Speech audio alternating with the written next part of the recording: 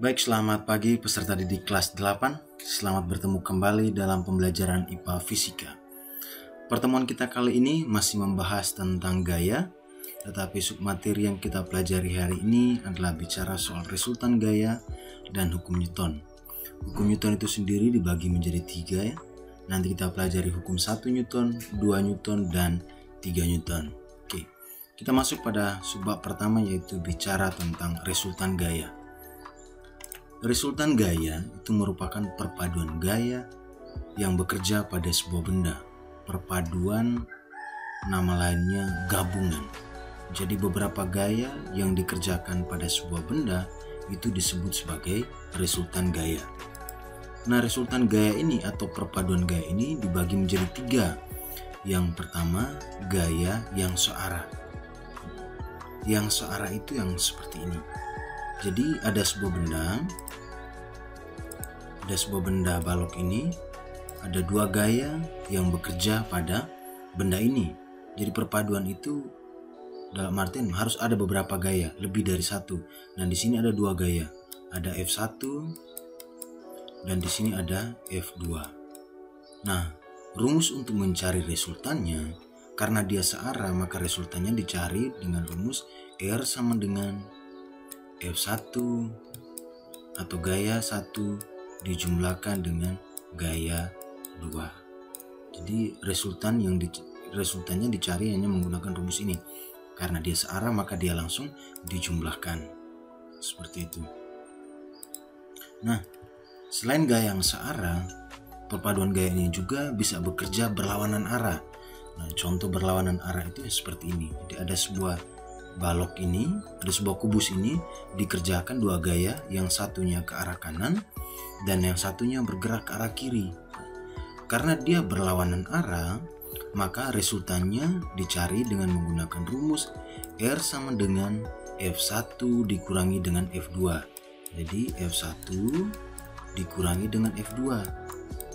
Apabila ada 3 gaya, contohnya apabila gayanya lebih dari 2, ada 1 gaya lagi yang bekerja, F3 nya bekerja ke arah kanan juga. Ini ada F3. Maka resultannya bagaimana, Pak?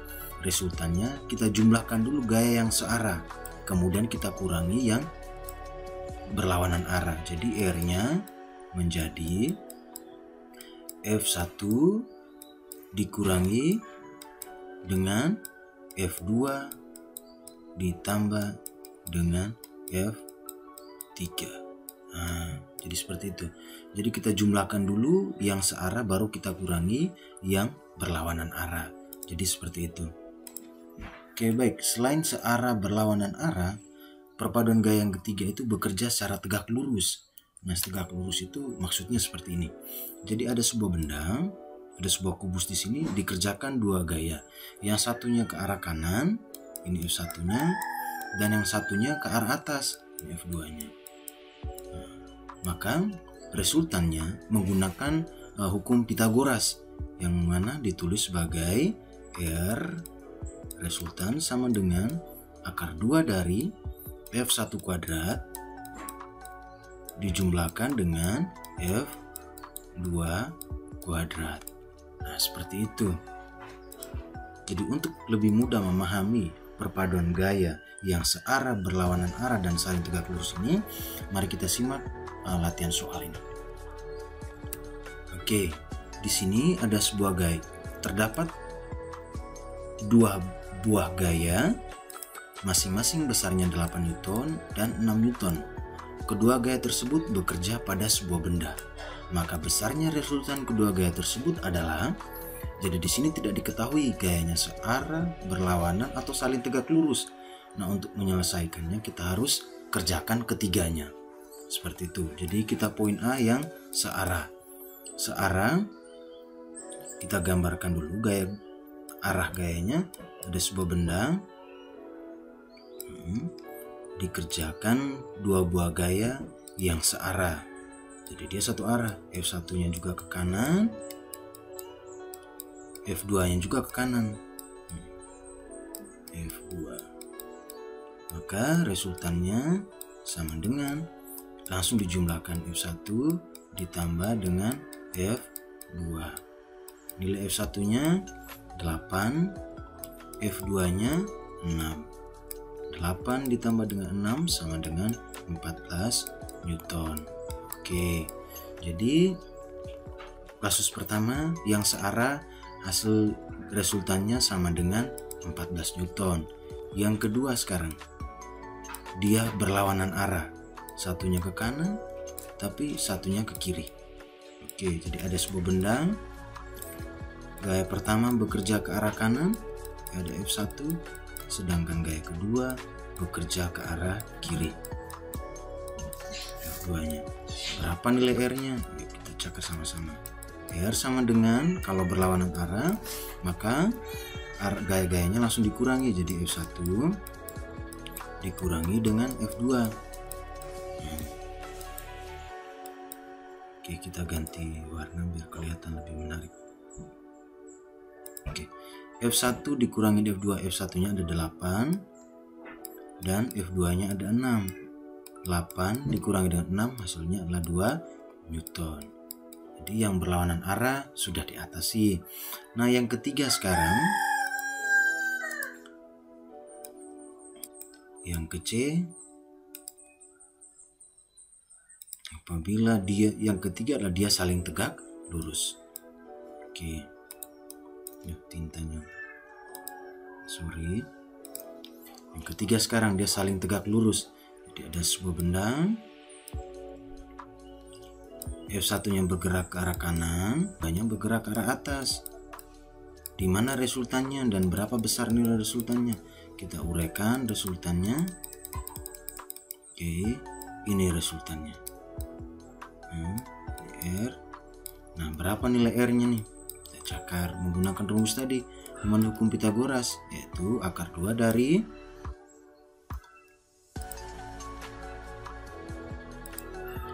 F1 kuadrat ditambah F2 kuadrat. Hasilnya sama dengan F1 kuadrat, F1-nya ada 8. Jadi 8 kuadrat ditambah dengan F2-nya 6 kuadrat. Hasilnya 8 kuadrat atau 8 kali 8 kan 64. 6 kali 6 itu sama dengan 36. Maka akar 2 dari 100. 64 tambah 36 kan 100. Nah, akar 2 dari 100 itu sama dengan 10 Newton. Jadi resultan dari gaya yang saling tegak lurus adalah 10 Newton. Jadi sudah terjawab. Yang searah hasilnya 14 Newton, yang berlawanan arah hasilnya 2 Newton, dan yang saling tegak lurus hasilnya 10 Newton.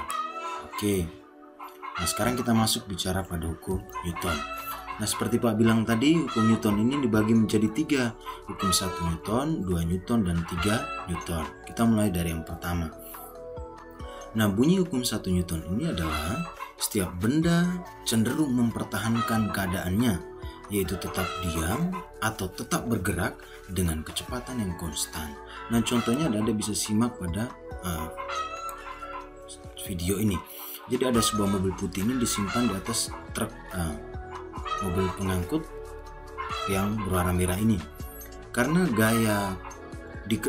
karena tidak ada gaya yang bekerja pada mobil putih ini, maka mobil putih ini akan tetap diam di sini. Dia tidak ikutan bergerak bersama mobil yang merah ini. Nah, kenapa dia tidak bergerak, Pak? Karena tidak ada gaya yang bekerja pada mobil ini. Nah, sehingga dari konsep bunyi hukum 1 Newton ini kemudian dirumuskan menjadi sigma F atau jumlah-jumlah gayanya sama dengan 0. Karena tidak ada gaya luar yang bekerja pada benda itu. Jadi seperti itu. Jadi selama benda itu diam, maka dia akan selamanya diam ketika kita tidak memberikan tarikan atau dorongan. Begitu juga dengan benda yang sudah bergerak. Selamanya dia akan tetap bergerak dengan kecepatan yang tetap apabila kita tidak memberikan dorongan atau tarikan pada benda tersebut. Jadi itu konsep hukum 1 Newton. Nah, sekarang bagaimana dengan hukum 2 Newton? Nah, berbeda dengan hukum 1 Newton, bunyi hukum 2 Newton adalah sebuah benda yang dikenai gaya akan mengalami percepatan yang besarnya berbanding lurus dengan besar gaya. Artinya bahwa sebuah benda akan bergerak dengan besarnya kecepatan itu sama dengan besarnya gaya yang diberikan. Nah, tetapi dia berbanding terbalik dengan masanya. Maksudnya ini bagaimana, Pak? Jadi, andai kata Anda mendorong meja sendirian, otomatis kamu merasa lebih berat ketimbang kamu dan temanmu mendorong sebuah meja yang sama.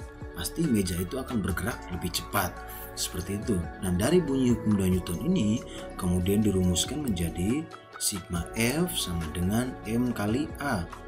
Sigma F jumlah gaya-gaya sama dengan massa dikali dengan percepatan.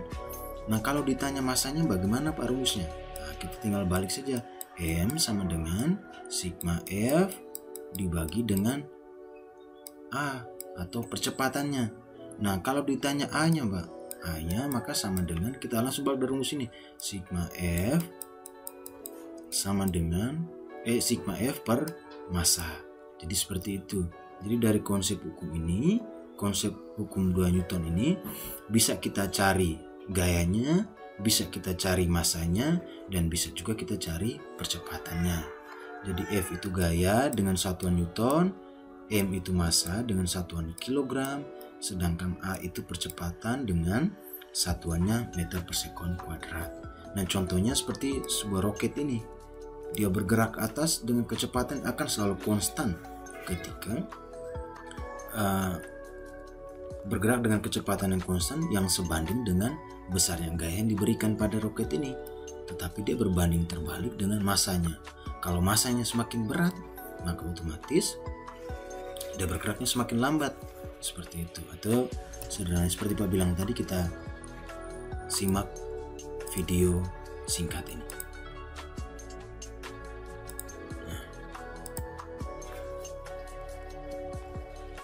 Nah, pernahkah kamu mendorong meja? Nah, dia mendorong sendirian. Tentu meja tersebut bergerak lambat. Tapi karena berat, dia mengajak teman untuk mendorong, maka tentu meja tersebut akan bergerak lebih cepat. Kenapa lebih cepat, Pak? Karena dua orang tadi memberikan gaya yang lebih besar ketimbang yang cuma satu orang. Jadi meja tersebut akan bergerak lebih cepat. Jadi itu contohnya.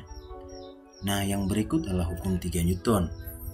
Nah, hukum 3 Newton ini berbunyi, setiap ada aksi, maka selalu ada reaksi. Yang besarnya sama, tetapi arahnya berlawanan. Nah, jadi ketika Anda mendorong sebuah meja atau mendorong tembok,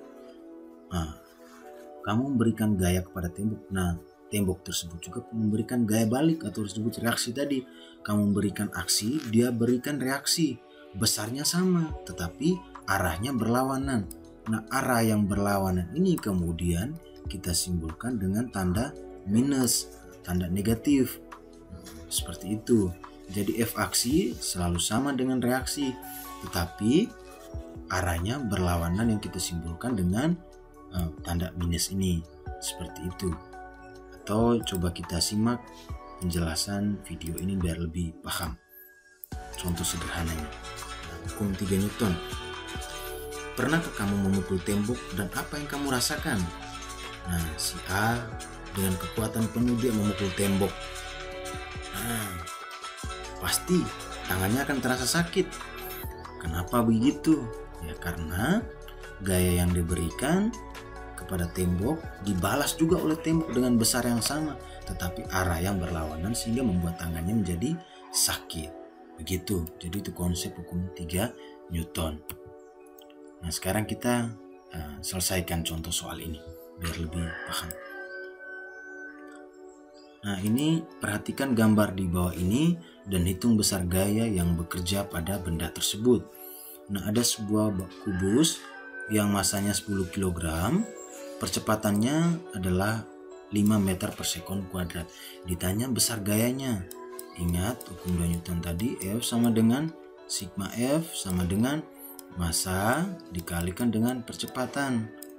Massanya tadi di soal ditulis 10 kg dan percepatannya 5. Maka besarnya gaya F-nya sigma F sama dengan 10 dikalikan dengan 5 sama dengan 50 Newton.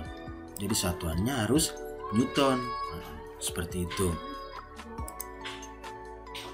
Nah, coba kita lihat soal yang berikut. Nah, yang kedua, perhatikan gambar berikut. Ada sebuah balok, dikerjakan 2 buah gaya nih. 2 buah gaya tetapi arahnya berlawanan. Yang F2 ke arah kiri, sedangkan F1 ke arah kanan. Apabila massa balok ini 2 kg dan gaya F1-nya sebesar 5 Newton, F2-nya 3 Newton, maka besar dan arah percepatan balok. Nah, yang ditanya sekarang adalah percepatannya, A-nya, nilai A-nya. Ingat kembali rumus, tinggal kita masukkan. Sigma F sama dengan percepatan. Yang ditanya adalah nilai percepatannya ini, nilai A-nya. Nah, kenapa sigma F, Pak? Karena di sini ada 2 gaya. Yang satunya ke arah kanan, yang satunya ke arah kiri. Karena berlawanan arah, maka kita langsung kurangi yang besar kurang yang kecil. Tetapi bagaimana kalau dia searah? Searah maka kita langsung dijumlahkan. Jadi F1 sigma F-nya menjadi F1 dikurangi dengan F2 sama dengan M dikalikan dengan A. Oke, F1-nya ada 5, F2-nya adalah 3, sama dengan massanya 2 dikalikan dengan percepatan. Nah, 5 kurang 3 sama dengan 2, sama dengan 2A. 2 kali A sama dengan 2A. Maka nilai A-nya sama dengan 2 dibagi dengan 2. Hasilnya sama dengan 1 meter per sekon kuadrat. Nah, besar percepatannya kita sudah dapat, yaitu 1. Nah, arahnya bagaimana, Pak? Nah, arahnya pasti mengikuti arah gaya yang lebih besar karena dia yang menang. Kalau dia yang kalah maka dia mengikuti yang besar. Jadi yang besar di sini adalah F1. Nah, F1 ini bergerak ke arah kanan. Maka arah percepatannya itu menuju ke arah kanan mengikuti arah gaya F1. Jadi seperti itu. Nanti kalian bisa buat soal latihan lain dan jadikan ini sebagai panduan penyelesaiannya. Jadi sangat mudah memahaminya, tinggal kalian pahami konsep, ingat rumus, dan bisa menyelesaikan masalah yang berkaitan dengan resultan gaya dan hukum Newton. Oke, baik, hanya itu saja yang bisa Pak sampaikan dalam penjelasan materi resultan gaya dan hukum Newton. Apabila masih ada yang kurang jelas, bisa tanya ke Pak atau bisa baca melalui modul yang Pak kirim. Terima kasih atas partisipasi kalian. Selamat pagi dan salam sehat untuk kita semuanya.